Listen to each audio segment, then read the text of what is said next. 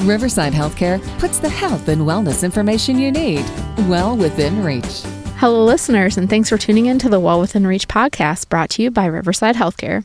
I'm your host, Liz Unruh, and joining me today is Bryce Wasik, who is an exercise physiologist with Riverside Cardiopulmonary Rehab. Thanks for joining us today. No problem. So before we get started, we're going to hear a quick message about MyChart. Healthcare can be confusing, but thanks to your My Riverside MyChart, you can easily manage not only your care, but your family's as well. With a single click, your My Riverside MyChart lets you stay well connected to the same information your provider sees. You can view your health history, get test results, request prescription refills, pay your bill, or make an appointment. Manage your care from anywhere, your laptop, phone, or tablet. Learn more and enroll today at riversidemychart.org. And we're back. So the thing that people are curious about is what our topic is today, and we're going to be talking about staying active in the summer heat. But before we get into that, can you tell us a little bit about yourself and your background? Well, I'm originally from up north, so not very far from Kankakee in general. Kind of went to school for exercise physiology, but I was also being a active person. Growing up, I was playing hockey, baseball, did any kind of sport I can. Baseball took most of the summertime for me, so it was quick and easy. Kind of knew most of what to do. Yeah, for sure. And you've been with Riverside for about a year now, right? Is that what you're saying? Yep. Yeah, it's exciting. So you're a great person to talk to us about staying active in the summer heat, playing baseball. I'm sure you have a lot of experience with this, but why is staying active important during the summer months, and how does the heat impact our bodies respond to physical activity? Well, the biggest answer to that is, obviously, if you're staying active, say during the wintertime, you're secluded from going outside as often, because all you're probably going to be doing when you're outside is shoveling the snow, maybe shoveling your sidewalks as well, but keeping it nice and clean so that you could get your cars out. During the summertime, you obviously got to keep care of plants, yards, your pool if somebody has a pool, and even yourself. A lot of people kind of, when they are exercising over the wintertime and they stop during the summertime to just be able to do their yard work, they kind of lose that progression, especially if they're doing muscle growth or just any kind of cardiac respiratory progression. So if they're building up that cardio strength, doing walking, jogging, bikes, that's all great times to do it during the summertime. Yes, you could do that during the wintertime, but it's going to be more not so wanted to do, because you're going to be inside on your own time. You're going to be on a treadmill or even a recumbent bike, so something stationary, and you can't really go and see everything. Yeah, the views are definitely better during the summer. Yeah. Yeah. So obviously there are some risks associated with extreme heat as it relates to heart health, particularly with those individuals who might have conditions like hypertension or congestive heart failure. Can you talk about some of those risks? So if somebody's with big risks like that, they have increased heart rate, their blood pressure is going to be going up, there's going to be more strain on the heart. Obviously, a lot of the times there's going to be a lot of strain on the muscle as well. But that heart is going to be working a lot faster, especially on overdrive when they are trying to cool themselves off, especially in the shade. People with heart failure, they're trying to get that fluid away from the heart. But it's also a risk for blood clots. So if you're trying to keep that blood circulation moving, that exercise, yes, will help, but that heat is going to cause a lot of issues because of that fluid buildup and stress on that muscle. Yeah, for sure. I could see where it would almost seem like the heat makes it worse. I know something that I've heard about is heat exhaustion or heat stroke. How are these conditions related to our cardiovascular system? So with the heat stroke, your body temperature is increasing, but it's staying at a relatively normal area. Yes, it's still in that dangerous area, but it's able to be treated if you get medical help right away and try and help cool yourself off as fast as you can.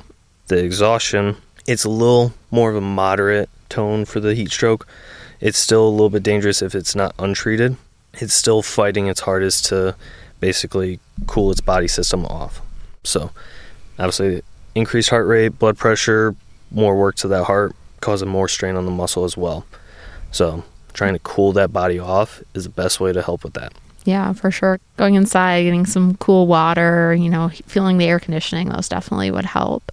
Are there some safe ways for people, especially, our older adults who may have more of those heart issues, to stay active in the heat without overexerting themselves? Yeah, there's plenty of using lighter clothes. Biggest option, especially if somebody's going to be exercising in the yard or riding a bike, walking fast, that kind of stuff. You want a little bit lighter clothes, so something breathable, slinky kind of material so that it's not so drenched in that sweat. Obviously, water on hand. Yes, taking rest breaks is exceptionally the best option, especially if somebody is starting to feel that clammy skin, their body temperature is like really not able to cool off. Take that rest break, sit down in the shade, even if it's right next to a tree. If you're with somebody, have them grab some water for you. Yeah, for sure. I think those are great pieces of advice. For someone with a known heart condition, what are some signs or symptoms that should prompt them to stop exercising immediately and maybe seek medical attention? A lot of dizziness, fatigue, nausea, that muscle cramp as well, clammy feeling if they're basically going pale in a sense. So those heat stroke signs and symptoms are the biggest option to look for, even if your heart feels like it's racing. That is one of the biggest ones to look for. Well, we're going to take a quick break to learn about primary care. Consistency is being able to count on someone to be there for you when you need them. At Riverside Healthcare, your primary care provider is dedicated to being in your corner and helping you and your family stay healthy and thrive. Find the right primary care provider for you at myrhc.net/accepting new. From annual screenings to well checks and everything in between, having a primary care provider that you can trust makes all the difference. And we're back. So one of the things you've mentioned a few times is making sure that you're drinking water. So hydration is obviously key in the heat, but how does dehydration affect the heart and what role does it play in increasing cardiovascular risk during outdoor activity? So that basically just saying your body's going to be working twice as hard to try and get that oxygenated blood to the organs, to the cells all over the body, and all of those kind of need water. So oxygenation with that water helps get it out to the muscles, the cells, the organs, to help them prevent that failure. I can always tell when I don't drink enough water when I'm outside because you start getting the cramps and all of that. So it's for sure an important part of being outside in the heat. Are there better times of day to exercise during the hot summer months? And are there types of exercises that you would recommend avoiding altogether in the heat? Yes, there are. Early mornings, late evenings, those are the easiest options because the weather in the morning is going to be a lot cooler than it is, say, 11 to 3 o'clock in the afternoon, something like that. Because the sun's going to be at the highest peak at that point. No wind, the sun's going to be directly right above you. So everything's going to be covered. There's no shade, no water. So either doing it in the mornings before, say, about 8 or so, give or take, and then late evenings after dinner so that you have some kind of energy to be able to exercise as well.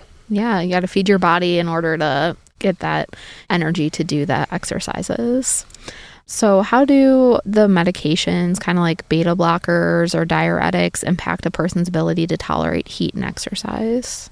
So the beta blockers, they are more to help slow the heart rate down and restrict that blood flow to the skin, limiting that cooling effect that body's able to do. The diuretics kind of helping remove that excess fluid, the water, which also leads you towards that dehydration, which then looking back, you want to get some water in you. Once you take that diuretic, double-edged sword right there. Yeah. For sure.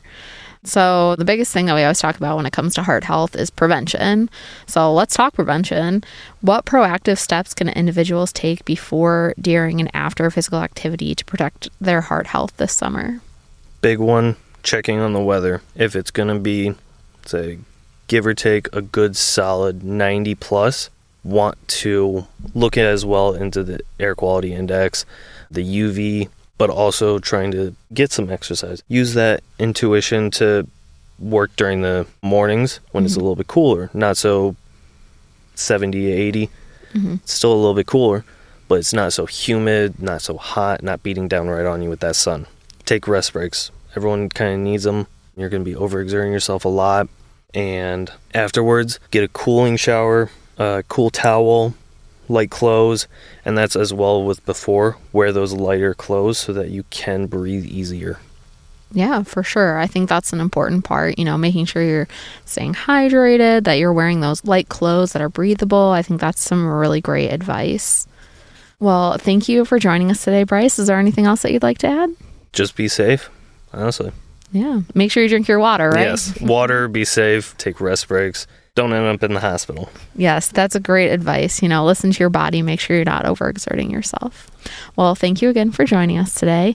And thank you, listeners, for tuning into the Well Within Reach podcast brought to you by Riverside Healthcare.